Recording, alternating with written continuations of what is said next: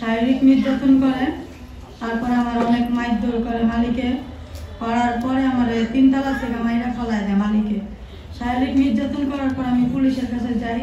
তখন পুলিশের কাছে যাওয়ার কারণে আমি অনেক বিপদে পড়ি। ওনারা আমার মাইরা 3 তালা থেকে ফলায় দেয়, আমার খাবার দিত না, আমার মানে আমার ঠিক মতো ওনারা খাবার টাবার দিত না। পরে আমি 3-4 দিন নির্যাতন করার পরে ফলায় দেওয়া পাটা ভেঙে ফেলছে। ওইখান থেকে আমার হসপিটালে দিয়ে আসছে। ওইখান থেকে আবার হসপিটালের থেকে আমাকে অপারেশন করে পায়ে রড ঢুকানো হচ্ছে।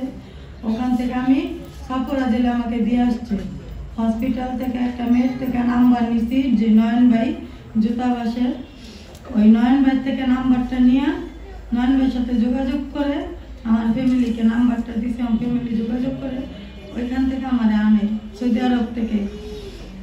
বাংলাদেশ প্রবাসী নেটওয়ার্কের মাধ্যমে আমি যোগাযোগ করি। তারপর আমাকে সম্পূর্ণ সহযোগিতা নয়ন ভাই করেছে। বাংলাদেশে আসার পরে আমার মানে যেখানে যে এজেন্সি মালিক উনি কোনো সহযোগিতা করে নাই। তারপর নয়ন ভাইয়ের মাধ্যমে আমি ওনার কাছ থেকেও সহযোগিতা মানে যতটুকু পাইছি। কিন্তু এখন বর্তমানে আমার অবস্থা অনেক খারাপ, আমি বর্তমানে অনেক কষ্টে আছি। আমার হাজব্যান্ড নেই, হাজব্যান্ড ফালায় দিয়ে গেছে গা। এখন আমার মা বাবার কাছে থাকি। আমরা 8 জন ভাই বোন, ছোট ছোট ভাই বোনই, তার মধ্যে আমার আবার 2টা ছেলে নেই। আমার আম্মুর কাছে থাকি, অনেক কষ্টে মানে জীবনযাপন করতেছি। কিন্তু নয়ন ভাইয়ের অনেক ধন্যবাদ